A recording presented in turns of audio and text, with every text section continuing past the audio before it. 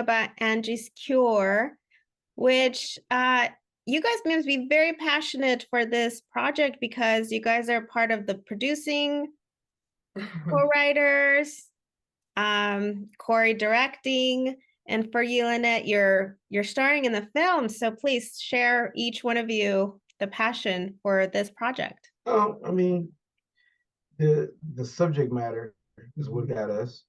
And Lanett and myself, we've been working together for like the last 8 years. And of course, she was an actress first, eventually turned screenwriter and producer, but still an actress first. So we've been doing other particular projects where she may play a smaller role and start getting more into the producing and the writing. But on this particular one, we knew this was the right material for her to get back in front of the camera as a lead, especially with the type of subject matter deal with trauma and rape. And we wear a lot of hats because we're filmmakers. I'm a director, but we're filmmakers, and Yeah, I mean, we wear a lot of hats out of necessity and out of passion. I think that was the word you used, which was definitely the right word. I know when we talked about this project early on, the idea had been around for a little while to do it. There was even a version of the script penned a couple of years ago, but at that time we hadn't decided where we really wanted the story to go and all the different layers that we'd be able to explore in terms of the many themes about family, community, people standing in the gap for you, just what it's like when there's a code of silence after a situation like that. So when we really decided what we wanted to say, we went ahead and just started over, got the script to exactly where we wanted it to be.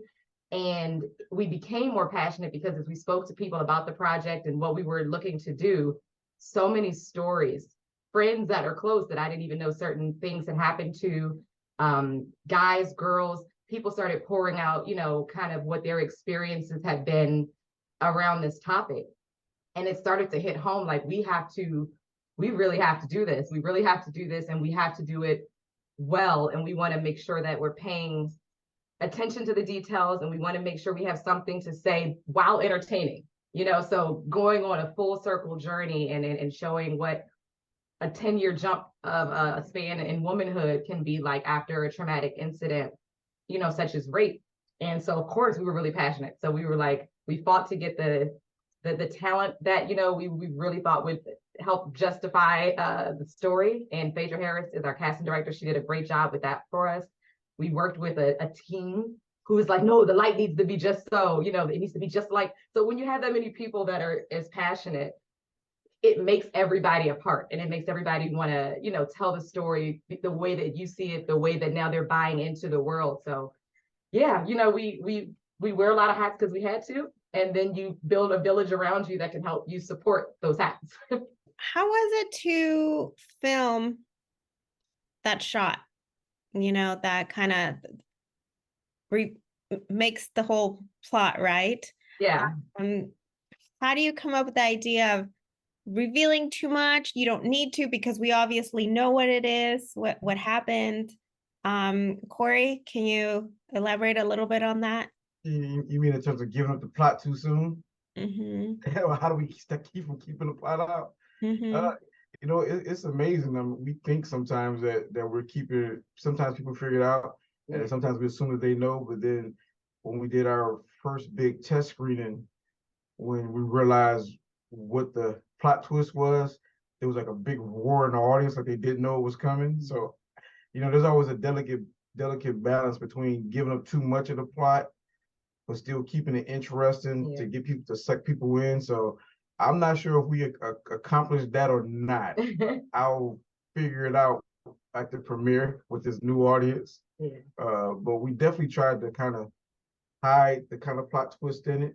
But sometimes when you do that, and the plot twist comes very early, sometimes when you do that, you can sometimes you think that that's the biggest part of the movie, but it's really not. It's just the journey that these characters go on. So, and that's the major entertainment part of the whole movie. So, there's a dance there. Yeah, I was gonna say, I think that when the audience feels like, oh, okay, now we know what this is about, I like that.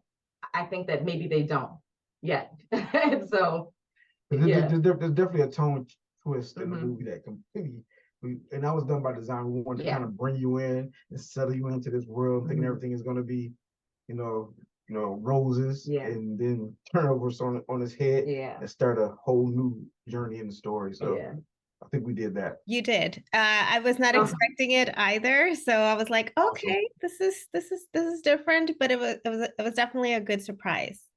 Okay. It's funny because it's a movie that can reach a nice broad audience. Yeah. But the style of the movie in the beginning completely switches. So some people may be, this might not be the movie for me. And then it turns into something completely different. And that's been a challenge to get people to settle into this world that we made by design, and then flip it on his head, and then see how those same audiences reacts with this new journey. Yeah. So that's life though. Life. Yes. That's life, and unfortunately, I mean, there's definitely some levity and there's definitely some lighter moments, but I mean, all in all, the story is a familiar story, unfortunately. So that is life. Yes. You also cover a little bit about law enforcement, that there's not always compassion, but when there is, it is genuine and really wants to help. Yeah. During the time, right around when we were shooting in South LA, Lamert Park area. And there's been a lot of tensions between law enforcement and different types of situations. And what we wanted to do is kind of explore that aspect a little bit more, but also give a voice to the other side. Right. Because a lot of times people don't realize that the person behind the badge or people behind the badge, they're human too. Now you have bad apples in everything, on both sides of everything, but give a human voice that sometimes situations happen, things are misunderstood. And we want to make sure that we gave a fair perspective from the side of law enforcement, particular officers, whatever, that may have this what's the word? A stigma. Almost a stigma. Like the whole group is one kind of way, or it's always this kind of way, and it's not. And in the character of Detective Sanborn, we really wanted to show a human character, a guy that's been on the force, a guy that's dealt with a lot of different things along the journey of his job, his perspective on, I'm a human too, I have a job to do. I don't take anything, it's not personal. Yeah. People, if they're criminals, they need to go to jail. But also the fact that sometimes stress can cause you to do a lot of different things. And if you look at the movie in Angie's Cure, we explore mental trauma on both sides. We explore it from the Angie character, we explore it from the JD character. You get to know who he is behind the veil, and you get to know it from Detective Sanborn, from a cop's perspective, his mental trauma and his actions. So you put a human story and a human perspective, make these people. Well, you said it earlier when you said it's like a checklist, like, okay, this and this and this. And some cops do think like that. And it becomes very lists, like check this, check this, check this. And then it's not always 2 + 2 = 4. It's just not sometimes. And it's nice to be able to explore why they have to make quick decisions, for those reasons. But at the same time, how some of those quick assessments can be dangerous because it doesn't leave room for the human. And so I think what I really liked about Detective Hart's character is that we get to see the journey through a Black woman coming up in law enforcement. So there's a couple checks against her even going in, and seeing how she navigates that. So I think it's a really, there's one moment that I love, particularly with her and Detective Sanborn, when, they have their aha moment and in terms of how she thinks and how he thinks. And I just really feel that I've got a family of officers. I have a couple uncles that are officers.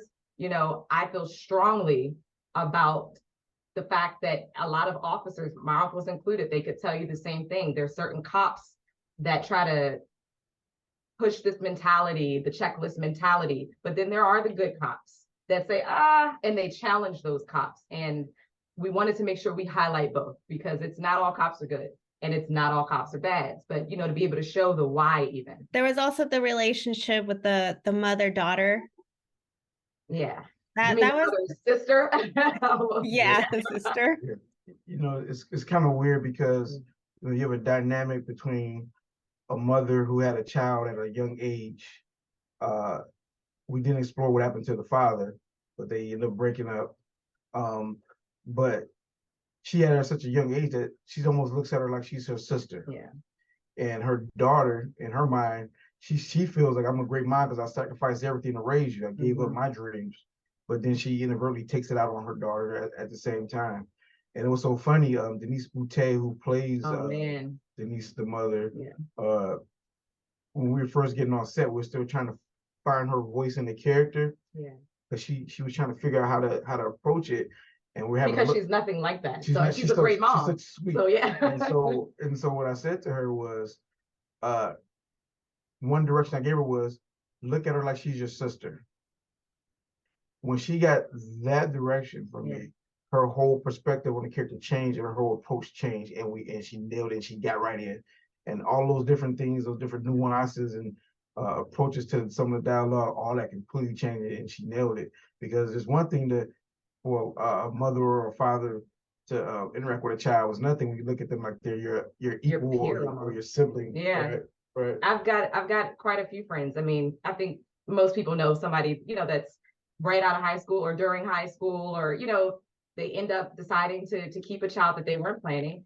And then some people I know have become phenomenal moms. And then there's others that, there's resentment with that. There's the resentment of the life you could have had. And I think that Denise, who was her character's name was Denise before Denise Boutte was cast. So it was just amazing. But Denise very much found that space, outside of herself to say, okay, if I was in this woman's shoes and if I understood this level of resentment, and just kind of channeling that through her relationship with Angie. And I really feel like it's one of those things where when you think you're so close, especially since she had a career trajectory, when you think you've given up so much, it's the biggest sacrifice to become a mom. But if you're going to choose that, it's a terrible idea to remind your kid every single day, you're welcome. You're welcome for the air. It's just after a while you wonder, are you a burden or a gift? And I enjoyed watching Denise navigate that journey on screen.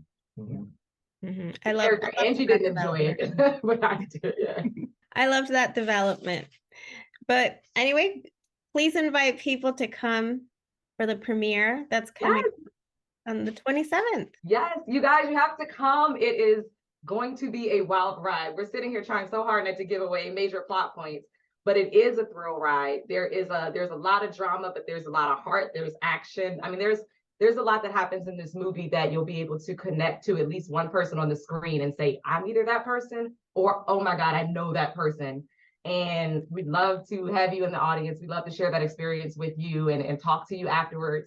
But come, it's Tuesday, 9:30 p.m. at the TCL Chinese Theaters with Dances with Films. Yep. And I'll add, this is a true revenge thriller. Yeah. So that'll get you excited, but it definitely has a strong story to tell, and it can affect a lot of different people.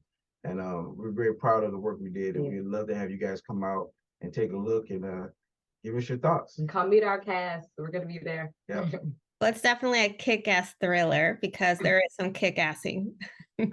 Yes, it is. Yes, there is. Well, thank you again for your time. I appreciate it. Thank you so much.